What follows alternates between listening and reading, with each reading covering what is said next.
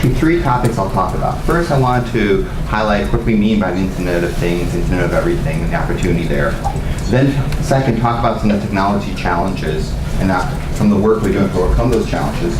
And third, talk about what we as the global community can do together to help turn the Internet of Everything into reality. So first, as you know, there have been a number of different industrial revolutions that have occurred. For example, canals, railroads, electricity, internet, mobile phones. Each of these have had a huge impact on society.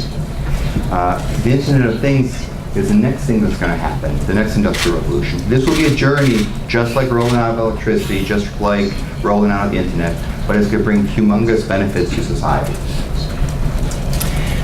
You've heard a number of stats about what is the economic benefit of the Internet of Things. Let me talk for a second about some more specific examples here that can make it, that can help you understand some of the benefits. And let's just look at what can happen if we just do a 1% improvement in various industries.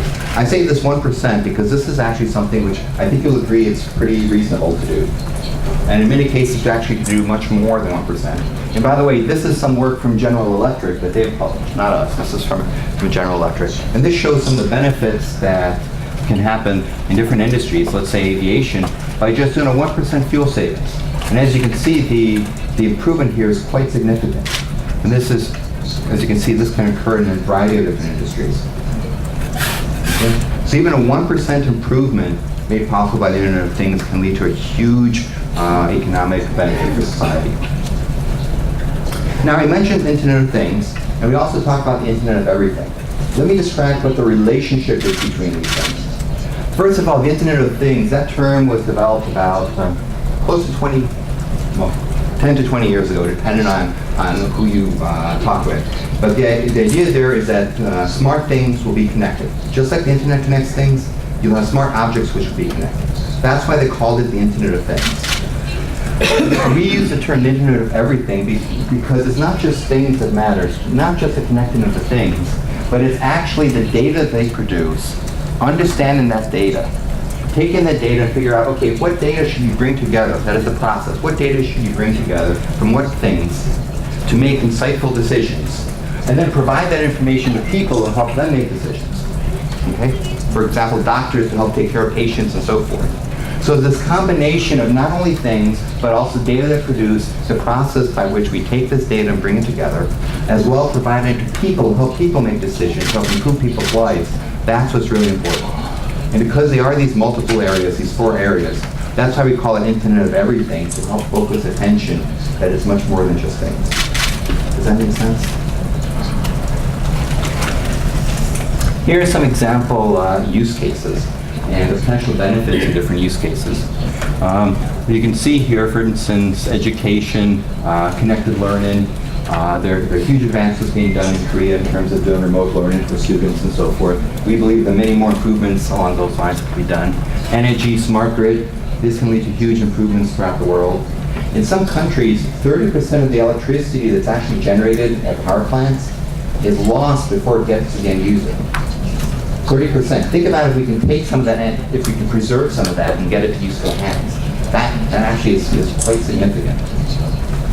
Healthcare. As you know, the population is slowly aging. The average age is increasing, especially in the developed countries. Providing the ability for them to live at home, even though they may have certain chronic illnesses and so forth, and provide them the right sort of medical support and so forth, can be a huge benefit to society. And there are a variety of other topics here too. You can find this list and other information off the Cisco website, so I'm not going to go through it here, but I just wanted to show you this. Let me show you a concrete example of IoE that it can affect all of us. And it's just a concrete example that can affect all of us in the very near future. And that is IoE in retail. Let's say if you go to a retail mall. What happens today is usually the way they try to interact with customers is they try to make different billboards and advertisements, which basically try to have a single advertisement for everybody to see. Okay? Irrespective of what you're interested in, you always see the same advertisement. That's not very good. As you know, if you do searches online, you get customized results. But you don't get that from the retail, let's say in a mall today. But today, if you use, for example, Cisco's Connected Mobile Experience, where you have a mobile device, and as we know, basically everybody in Korea is armed with mobile devices, including very young children, very young sometimes. If you opt in with it, what happens is once you go into a mall, because of the Wi-Fi signature that you have, they'll be able to identify you, be able to know where you are in the mall, what store, be able to know what you're looking at, and then provide customized information just for you, including advertisements or promotions directly for you, which is much more useful for you. So these micro-targeted customizations possible can be a huge benefit for all of us as customers. If we look at it from the retailer's point of view, one of the key things retailers have is their talent, their workforce. And they want to maximally apply their workforce to bring value for themselves and their customers. Today, the way they try to do that is they look at historical information to try to see what the trends are and to see, okay, how many cashiers do you need? When is the store the most busiest? What part of the store is the most busiest? And based on those historical trends, they try to allocate their talent. Well, if you know where all the consumers are, you know where they're congregated. Maybe today there are a lot of people looking at TVs because they're trying to buy a TV for the upcoming sports event. Then you can immediately send additional staff there to help solve those problems. In addition, if the line at the cashier register gets really long, you can identify this right away and send extra cashiers there so that your customers don't wait in line. So these are just some very simple examples, very simple to understand about how IoE can affect retailers and can affect retailers actually in the very near future. So we're actually doing some proof of concepts with this with retailers today. That was retail. There are many other opportunities in process, like chemical plants, oil refineries, in manufacturing, the building of cars, of TVs, of smartphones, so forth, of energy, for example, in smart grid, as well as the infrastructure for delivery of natural gas and oil pipelines and so forth. Transportation, by this we refer to things like expressways, to make expressways less congested, railway systems, airports. Smart cities, making these buildings smart, making the city smart to help improve energy efficiency and to make it better for all the people who are trying to live in the city and use the buildings. So these are some of the areas. Okay. Now let me talk about some of the key technology challenges and some of the work we're doing to solve them. We don't have too much time, so I'm going to try to focus in on certain areas. But I welcome your questions, either in these areas or any other areas which you're interested in. So I mentioned a number of different verticals here. In all these verticals, there are a number of key challenges we have to overcome. And I list them at the bottom. I'm predominantly going to talk about operations and resilience at scale and distributed intelligence, but I'll briefly mention some of the topics for the other ones. Let's start with this, converged managed network. As you know, in businesses in the past, we had analog phone lines, we had data networks, we had video communication systems. These were separate networks and did not interoperate. Over the last some number of years, we've converged that to a single network, and that has brought huge improvements. And the ability to bring out many new services, as you have with your smartphones that you're using today too, where data and voice and video comes over a single network. Well, in IoE, we still have multiple separate networks, often legacy, often proprietary, and they don't interact. One of the big efforts we're doing is working with standardization bodies such as IETF, such as the IEEE, in order to create new standards that can lead to a converged managed network for all of IoE, and also to merge IoT and IoE with a single network. That's what we're trying to do here. Let me talk about this area. Okay, in the future, if we're going to have thousands or tens of thousands or millions of sensors, we need to do this efficiently and reliably. We can't have a human, for instance, go out and set up each sensor and manage them and help repair them and so forth. The management has to be done automatically, it has to be self-healing, and so forth. There's an important trend happening in the enterprise space, which I want to talk about, and which also will affect IoE, and I want to mention it here. So Dave talked a little bit about it before, and he talked about the application-centric infrastructure. That's one key component to helping to make future enterprise infrastructure much more efficient, much better than before. Let me take a step back. Some of the key problems today in enterprise infrastructure is the fact that each node has to be managed by one at a time by a human. You don't have global visibility across the network to help diagnose problems and to solve them. It's very difficult to roll out new services. These are some of the problems that exist today. To help solve that, what we're developing is a layered controller managed architecture. As you can see, it has 4 layers. Endpoints, these are the 4 layers here. The bottom is endpoints, which include things such as PCs, handhelds, telepresence units, blades in a workstation, in a data center, as well as workloads. Above that is the infrastructure layer, which include network elements, compute, and storage. This may be physical or virtual. Above this is the controller layer, and I'll come back to that in a second. But above that in green are the applications. The applications are actually what our customers care about. Everything below the application is a means to get the application done. Okay? That makes sense? So with that in mind, that explains what the mission is of the controller. The mission of the controller is to take this diverse infrastructure underneath that's highly complex, okay?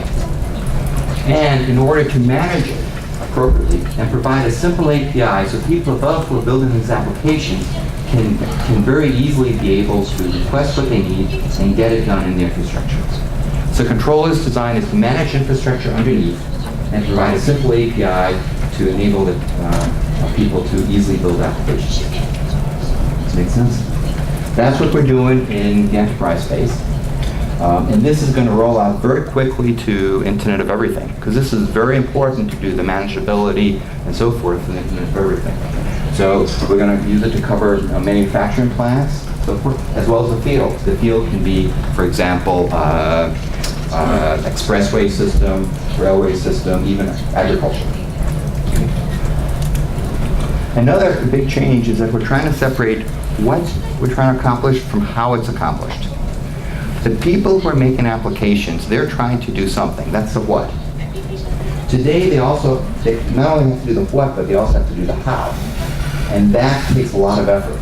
What we're trying to do is separate the two so application developers can focus on the what, and we'll take care of the how. We'll automate the how so that the complexity here is hidden from them, and we can get done exactly what they're trying to do. Okay? This abstraction is very important. One minor step back. As you know, this sort of software-based modularity was very important for the growth of the internet, as well as for the growth of cloud today, as Dave talked about. This is something which doesn't really exist broadly within enterprise infrastructure, nor does it exist within IoE. And this is what we're trying to do in order to make IoE basically a platform which other people can build on top. All right, let me talk now about distributed intelligence. This is an area I care a lot about. You've probably all heard that 99% of things are not connected. Okay? When you hear that, that often implies or suggests that you want to connect that 99%. I'm saying that that's actually not the right interpretation people want to convey. What happens really is that of that 99%, there is some subset of that for which it's useful to connect. We want to identify what are the right things to connect depending on the use case. And then we don't just want to connect them, but we want to process their data, and from the processing, understand the data, take actions. And that's where the real value comes from those 3 things. Identifying what are the right things to connect, understand the data, and from that take actions. Here's another diagram to help showcase this. In IoE, there are a variety of sensors that are creating a huge amount of data. We want to take this data, understand it, and figure out what actions we should be taking. And you see we have a control loop here. And this control loop is very, very important. This control loop is what helps us get IoE to be successful. And doing this control loop in a reliable and secure and a fast way is critical for many areas of IoE, such as the industrial internet. I'll talk about this a little bit more. Let me highlight that there are a variety of changes which are occurring in IoE. And one of which is networking is changing, and the other is that big data is changing. And let's look at these 2 things. First of all, networking is changing because we have many more devices, and they're producing more and more data, an exponential growth of data. But what's even more important than that is that networking is no longer about data transport, about connectivity. It's really about intelligence about the data, understanding the data so you can take actions. Okay? That's the key thing. Now, how do we go about understanding data? We usually think about big data and analytics in terms of understanding the data. Okay? Well, big data is about volume, large amounts of data, variety, and velocity. What IoE does is it adds two new dimensions. The first is geographically distributed asset data. For instance, if you have an old pipeline, or an expressway system, or a train system, you have sensors throughout that network, throughout that system, which can be spanning hundreds of kilometers or thousands of kilometers, and you're getting data generated everywhere. Immense amount of data, and it's geographically distributed. So what happens here is that we can no longer move the data to the analytics. We can't bring it to the cloud. Instead, we need to move the analytics to the data. Another key point is that in the industrial internet, we need, in many cases, real-time actions to occur. If you have a manufacturing plant making cars or something with robots moving around, if something happens, you need to take an action in tens of microseconds, or at least less than a millisecond, depending on the specific application. So it needs to be really, really fast. That goes back to the control loop I showed in the prior slide, where, once again, this action has to occur very, very fast. Okay, so now what I want to do is, based on this, let's see some of the changes that are occurring, changes in where we do processing, and in changes in how we do the processing. First, in terms of where we do the processing. We're all familiar with the client-server model, right? Very successful, especially for web applications. However, the fundamental differences between web apps and IoT and IoE. Here are some examples. In web apps, we generally have ample bandwidth. Also, delay is usually okay. If you have a 100 millisecond delay for a web app, that's fine. Smartphones and other sorts of devices are always connected, large scale, and if something bad happens, usually the risk is pretty low. If you're annoyed, you may lose some money, but it's relatively low. That is relatively low as opposed to IoE, because if things go bad here, the results can be catastrophic. People can die. Okay? So the risk profile is very, very different for IoT than it is for web applications. This is an important note, because this frames how we have to do our architecture differently for IoT than today. In addition, IoT, we often have much less bandwidth in the data being produced. We need to have much lower delays. The devices may be intermittently connected. But think about, for instance, train cars or other mobile devices. They may have connectivity and they may lose it. Or sensors in agricultural field. These are cases where they may have intermittent connectivity because the battery operated. And of course, much larger scale. And once again, the risk profile is very different. So the big differences between web apps today and IoT. And because of this architecture doesn't work well when we have these challenges. And instead, we need a different architecture. Once again, we need an architecture that can provide low latency, that is highly reliable, that is secure, and can deal with a larger and larger growth of data. And the key idea there is that, my apologies. The key idea there is that we add in this layer we call fog, where we add compute, storage, and networking close to the end devices, close to the sensors. Okay? Think about this as taking the cloud and moving some of the cloud close to the network. To the sensors, close to the ground, hence the term fog. Okay? And this can help solve these various problems. Let me give you some more examples of this. Here is an architectural diagram. On the bottom is the field where all the sensors are. Above is the layer where we have fog, which is the compute, storage, and networking close to sensors. Then here's the core network, and here's the cloud or data center where many applications are run.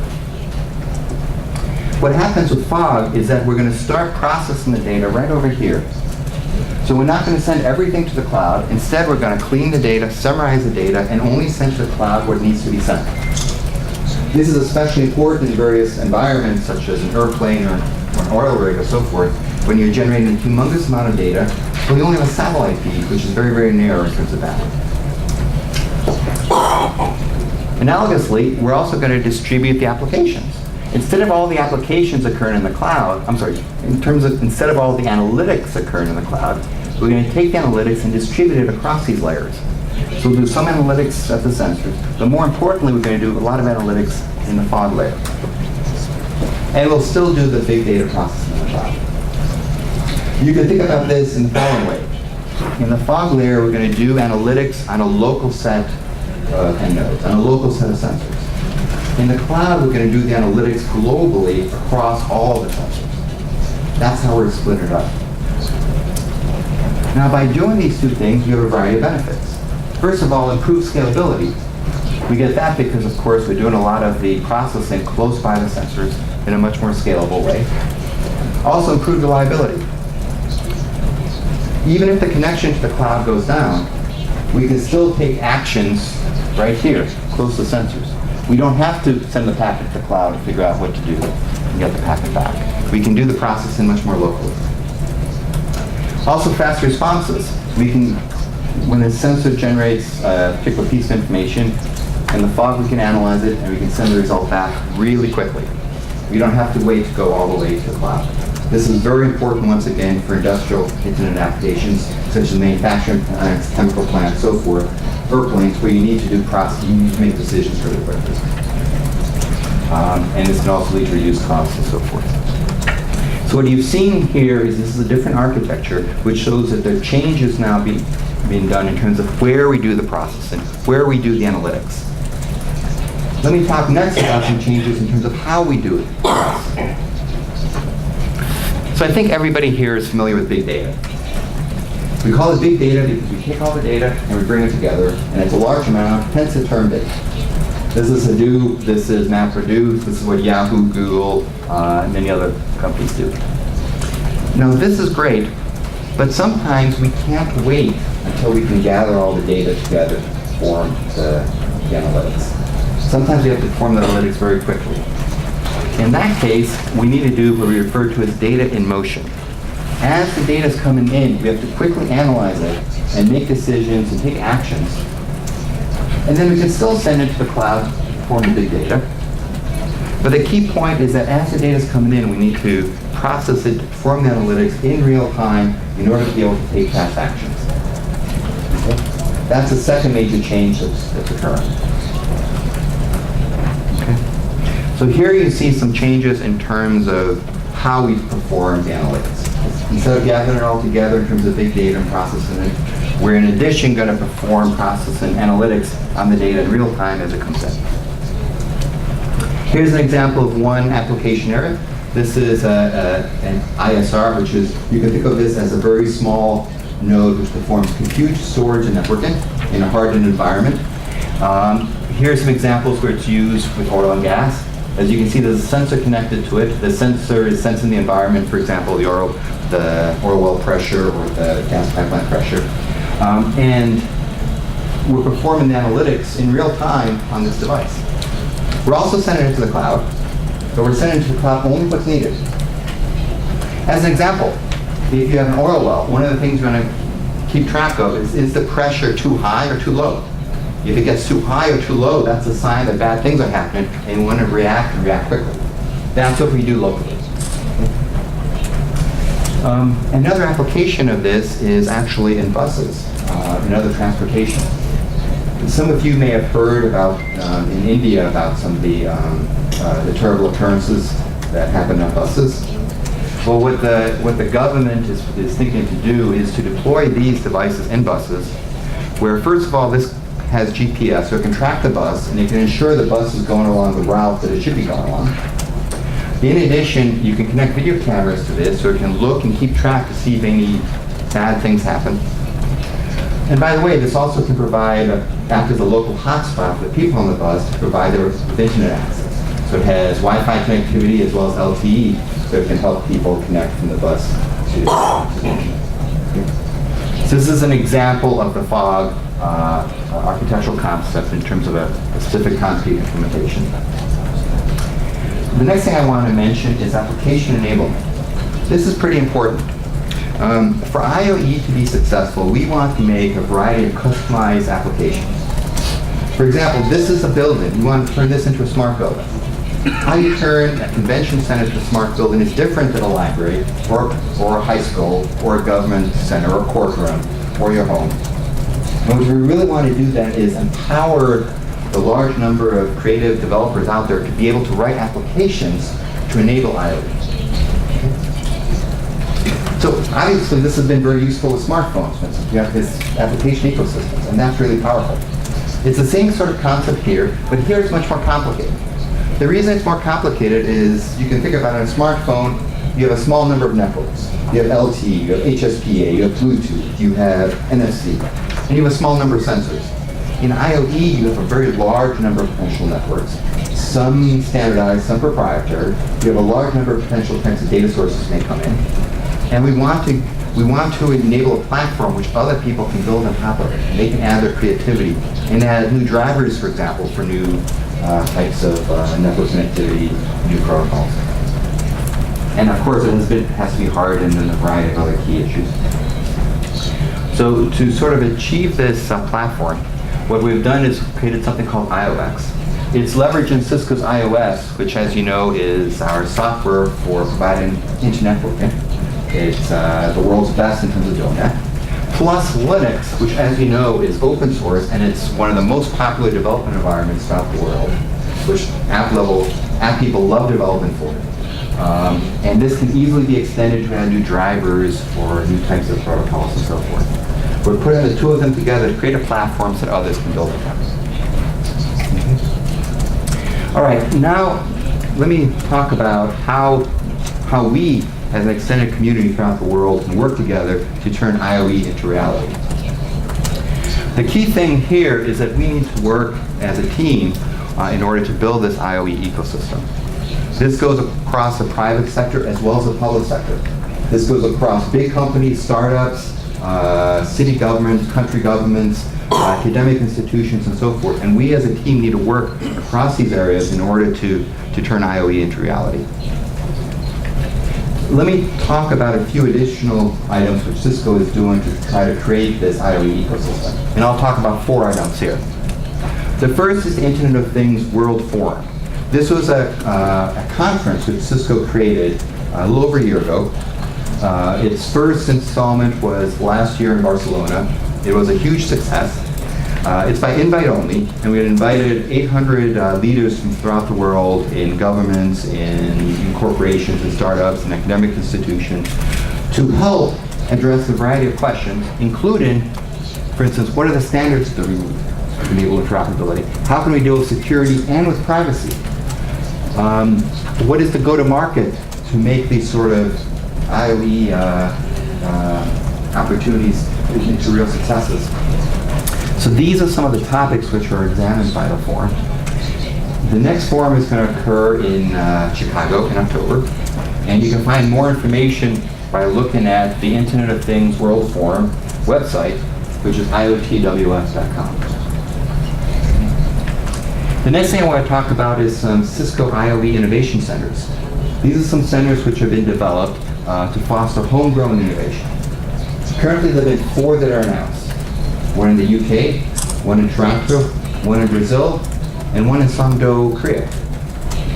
And each of these have different focus areas. For example, the one in Germany is focused on manufacturing.